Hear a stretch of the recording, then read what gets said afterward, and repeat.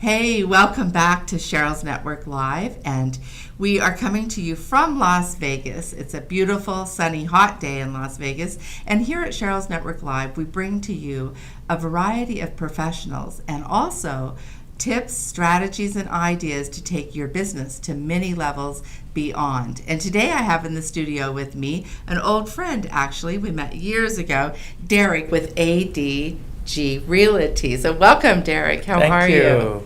I'm Good. really good. Good to have you. It's great to have you. You and I met back years ago. I can't remember just where we met, but then I remember that when you invited me to come and speak at one of your training events. Yes. And I was so impressed with how you treated your group of realtors. I truly was so impressed. And you have stuck in my mind since then. Wow. And so I appreciate you being on my show today. I love to interview successful people and people that really care about giving back to the community and that treat people with integrity and respect. And I found that so much with what you do. Thank you. So tell us about your business, about your real estate company. Well, I started in 1997. Oh. I started with Century 21. Here in Vegas? Here in Vegas. Uh-huh. I stayed with the company for about 11 years, and then I formed my own company, ADG Realty. And now you're a broker and you have Broker, realtors. owner. I do Uh-huh. residential, commercial. Mhm. I primarily focus on investment properties. So while people are looking for residential, first-time buyers, I concentrate on investors that buying multiple properties, and Oh. it's actually helped me a lot and helped a lot of the investors. So do you work with mostly people that come from out of town? Right now, most of my business comes through referrals. Oh. So it seems like the investor people have friends that also want to invest. And when they see success, then they all want to jump on the bandwagon. So, Vegas in the downturn provided some tremendous opportunity. There were For people that recognized it. absolutely, Yeah. and it takes education. It It takes, I have a definition of fear. Fear is lack of knowledge. So, with my background in investing, I started as an investor. So when I accumulated 38 investment properties, people wondered how I did it.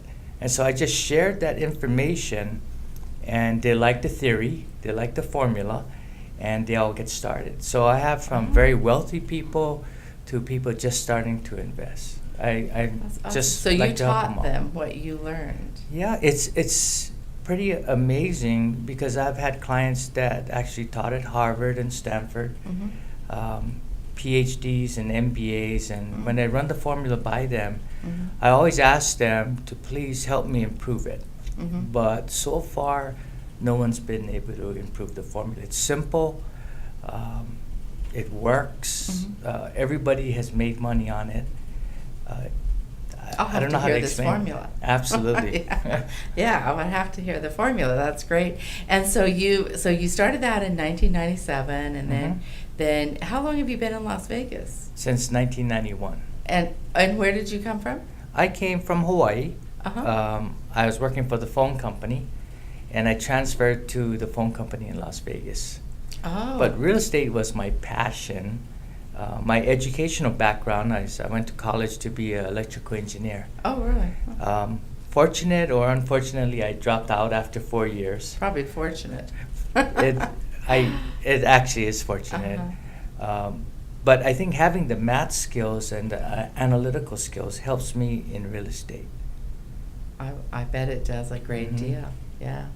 And so now your office is located on West Sahara, and you have a group of how many realtors in your office? I got about a dozen realtors, a variety. We got Chinese, Japanese, and Spanish speaking. I have clients from all over the world. So do you find that even though you probably don't do a lot of online marketing at this time, do you find that you get those people from all over the world because of word of mouth? Yes, absolutely. Success breeds success. So Giving people- good service. Yeah, brings people people. happy to refer you business. Yes, exactly. We also have property management. So investors, when you look at investors, the weak spot is property management. Mhm. So some of the great realtors never get into property management. It doesn't pay well. And so what I noticed is that when I had my investors purchase, I would hand them off to an investor. But the treatment that they got was not well. So I said, we're going to start a property management company so I can watch it very closely. So then you had the client that was the investor, and then they needed a property manager for their investment Correct. properties. So do you have investors in real estate or in residential as well? And so do you manage residential homes as well as commercial Right. in your property management? Mhm. Oh, interesting. And so that's a very good analogy or a strategy, because then you're able to manage it and see what's going on within it and provide even better service. Correct. Awesome. Awesome. Within my office, I have financing, I have real estate, and I have property management. So it's the one-stop shop. So a person can come to your office, be wanting to purchase a home, for example, and you have someone for them to talk to for their loan. Mhm. Oh. Hmm. We also created private financing. The industry didn't provide financing for foreigners.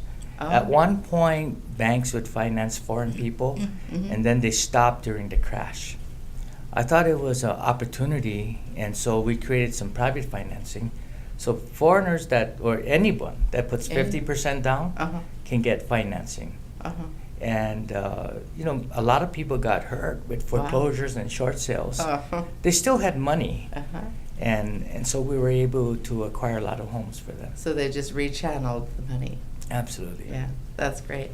Well, I just have been very impressed with what you've done in the real estate market, and so I wanted to get you on the show and chat with you about that. So if you were to give, because during the downturn there was a lot of Las Vegas was not a great place to be during the downturn, and there was a lot of people that got really hurt. And so what would you say that was one of the best tips that you would have given from a time like that to make it to benefit from that kind of situation? Well, one of the designations that I hold is a CCIM, and they consider that the PhD of commercial real estate. And so what I analyzed was cities. We took Los Angeles, San Francisco, San Diego, Las Vegas, and we looked at economic engines. And that's really the strength of the city. Las Vegas basically was one economic engine, so very vulnerable. But during the downturn, you were able to buy real estate for less than the replacement cost. So they were buying property, and you couldn't even buy the land or build the structure for the price that you were buying it.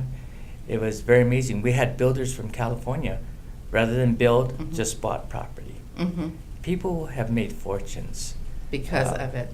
And that's always the way it is, isn't it? When there's a crash or something really negative, other people, when you have the skills, as you said, and you take advantage of that, you can really become even more successful because of it. Sure. There's two things that we want as investors. One is cash flow, and the other is appreciation. So you got to know what you want, and I also tell people that you got to know what you don't want. Yeah. You don't want vacancy. No, you don't. And you don't want repairs. No. So some people unknowingly, without enough knowledge, bought property, but they actually got hurt. Even if it was the best time to invest, they bought the wrong product in the wrong area. Yeah. And so even though the timing was right, you still need some knowledge. Yes, very important. So it's very important to have someone like yourself that is full of that knowledge. Now remember quickly back in the day when we had all of those cranes in the air. Like on any given day there was like 45 cranes in the air. So much excitement happening. And back then I used to have Richard Lee. You remember Richard Lee? Good friend of mine. Yes. Well, he would come to my networking event. At the time it was Diamond Star Events, and speak, and I could fill the room at the Sterling Club with like 300 people because Richard Lee was there. Sure. And it was such a great time. Do you see that? Do you see Vegas coming back to that? It's kind of like that, but what happened was the residential boom happened maybe about 4 years ago. All the new home builders started building. You know, you got Cadence. They're building somewhere between 20 and 30,000 homes. You got a lot of commercial activity with the new casinos, World Resorts. Yes. Alon or Alon, the Australian, what's his name, Kerry Packer. Then you got Faraday coming in Apex in North Las Vegas. There's so much activity going on all around. T-Mobile Right now. Arena. Look at the activity. So it's like we're gearing up back to those times. Right. So what we look for is job creation. When you have job creation, then people move here. So you have population growth. Population growth causes demand for housing. The cranes were for high rises. You know, the luxury condos, they're still kind of hurting. Very difficult to impossible to get financing. So financing is one of the key elements. It's hurt the condo market. It hasn't hurt the home market. Homes have rebounded tremendously. So I don't know if we're going to get cranes again, but but that growth that made Vegas so exciting for people to come, because back then there would be 6,000 on any given month that came in and about 2,000 or 3,000 that went out. Correct. Those were the stats. Well, thank you so much for joining us. And this is Derek with ADG Realty. And you will see on the screen the address and his phone number if you wanted to contact him. And so thank you for joining me. I look forward to having you back. Thank you for inviting me. And so this is Cheryl with Cheryl's Network Live. Have a fabulous Friday and a fabulous weekend. And we'll see you next time.